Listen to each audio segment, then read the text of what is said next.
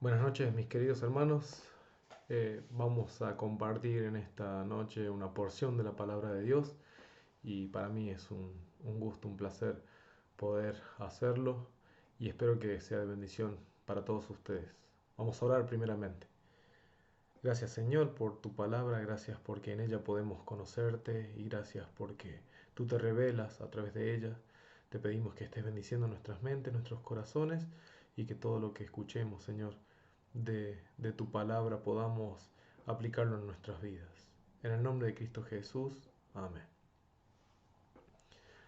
Bueno, hay muchas cosas que generalmente tratamos de hacerlas durante el día y cuando digo día me refiero a cuando tenemos luz del sol, la luz natural.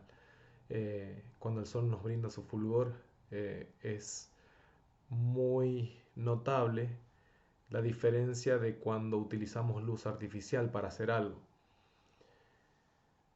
Aun cuando en la noche podamos alumbrar con alguna lámpara o reflectores potentes, la luz que nos brinda el sol no es la misma, es mucho mejor y los detalles se notan más. Eh, entonces cuando no nos alcanza el día para completar, para terminar de hacer algo, lo dejamos para el día siguiente y si no podemos hacerlo el día siguiente, lo dejamos para el que sigue y el que sigue y así. Vamos posponiendo, vamos estos planes o tareas los vamos postergando y podemos decir que tenemos varias oportunidades, ¿no? Mientras sigamos con vida, vamos a tener varios días para poder cumplir o terminar lo que nos hemos propuesto.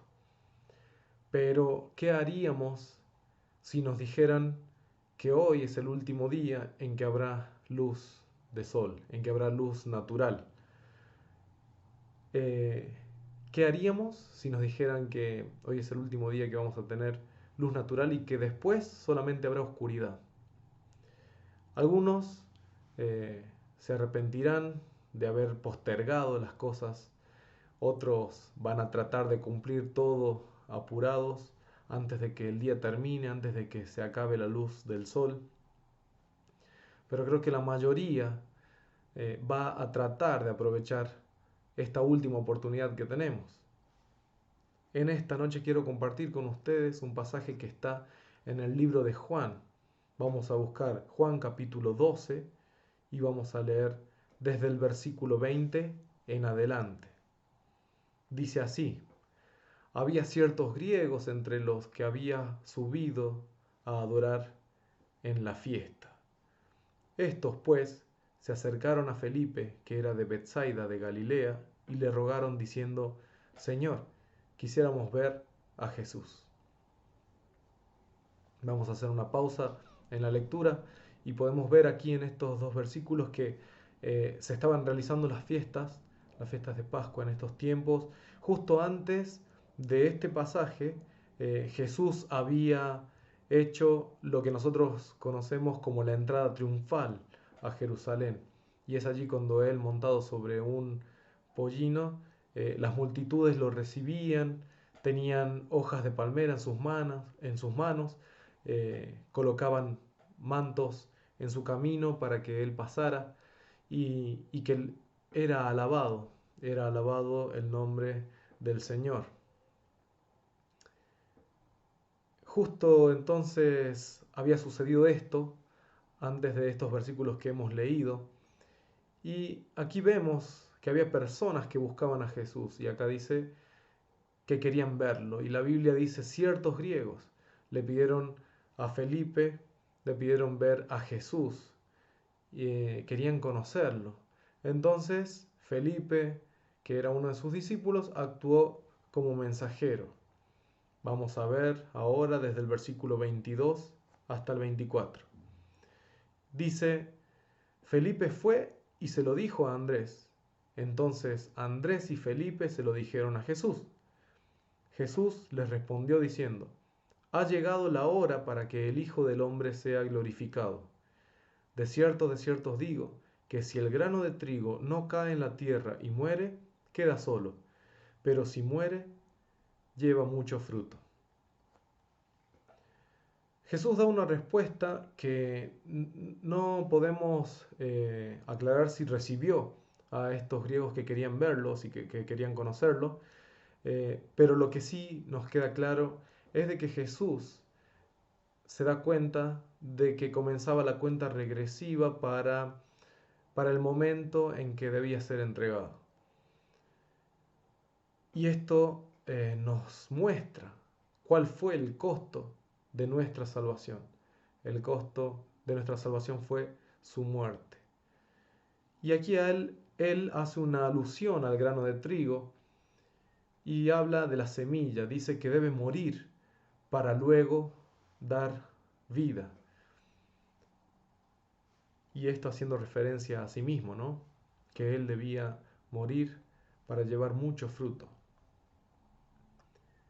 Vamos a leer ahora versículos 25 y 26. El que ama su vida, la perderá, y el que aborrece su vida en este mundo, para vida eterna la guardará. Si alguno me sirve, sígame, y donde yo estuviere, allí también estará mi servidor. Si alguno me sirviere, mi Padre le honrará. No solo vemos el costo de la salvación, el costo para Jesús, ¿no? Sino que también podemos ver el costo para nosotros, que no se compara claramente, pero el costo para nosotros, sus seguidores, es lo que dice en estos versículos. El que ama su vida aquí en la tierra, el que prefiere vivir según los parámetros del mundo y no según la voluntad de Dios, en realidad no es un seguidor de Cristo. Porque, ¿qué es lo que preferimos? ¿Preferimos agradar al mundo o preferimos agradar a Dios? ¿Para quién vivimos? Es otra pregunta que nos podríamos hacer. ¿Vivimos para el hombre o vivimos para Dios?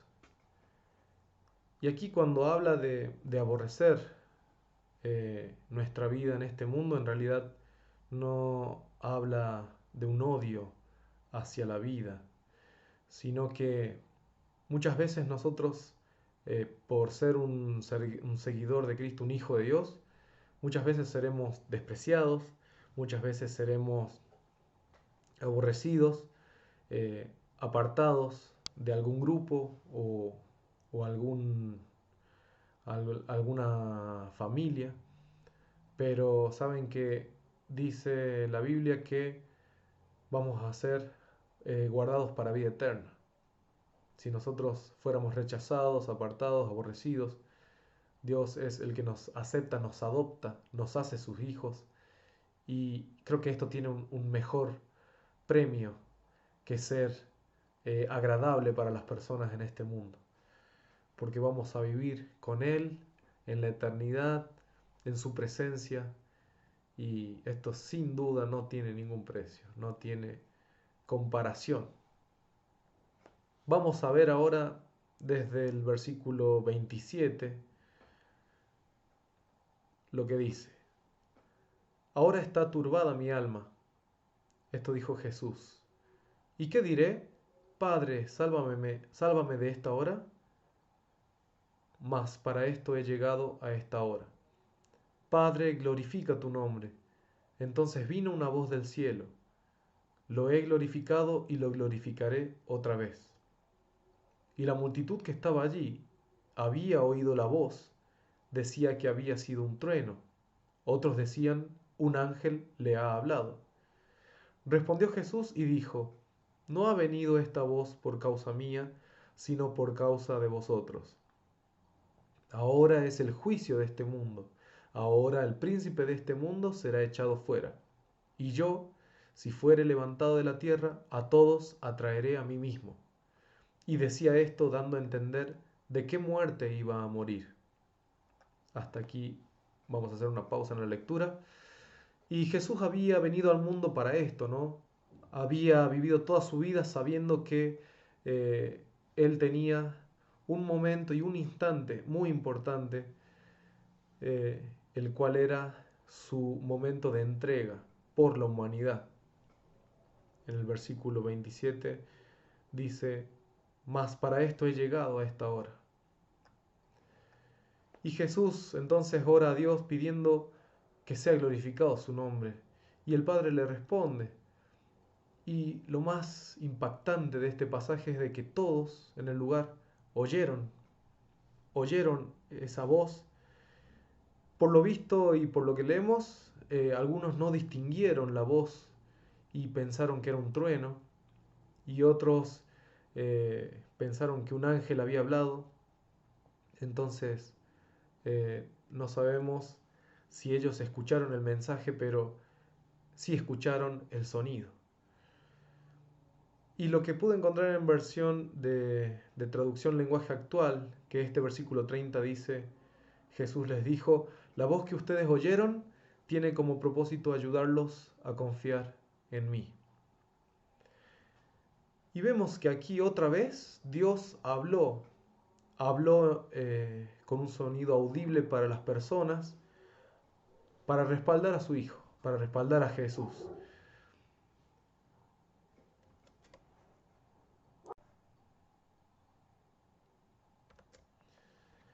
Dios habló para que las personas confíen y crean en Cristo, en quién es Él, como lo hizo cuando fue bautizado, si lo recuerdan, y allí Dios lo presentó como su Hijo amado. En el versículo 32 de este pasaje que hemos leído, Jesús anticipa cómo va a ser su muerte. Y con la frase ser levantado de la tierra, él quería decir que sería levantado en una cruz y que iba a traer a todos, dice.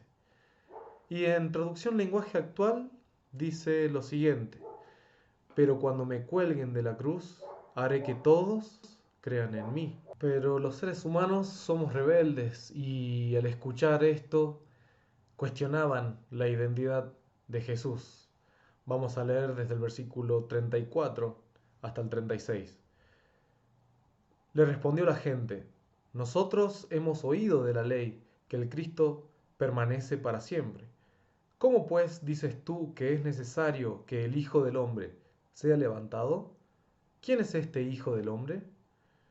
Entonces Jesús les dijo, aún por un poco está la luz entre vosotros. Andad entre tanto que tenéis luz, para que no os sorprendan las tinieblas, porque el que anda en tinieblas no sabe a dónde va.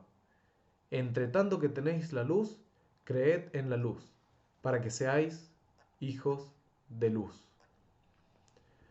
Y estas personas no creían que Jesús fuera el Cristo cuando escucharon que él iba a morir.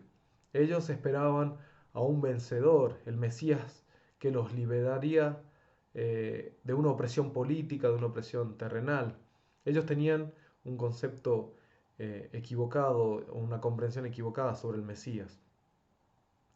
Y ellos decían que según la ley, el Cristo permanece para siempre. Y a pesar de que Jesús iba a morir, esto no contradice la naturaleza de Jesús. Porque Jesús es eterno, Él no tiene principio ni fin, Él existió desde siempre junto al Padre y Él es 100% Dios.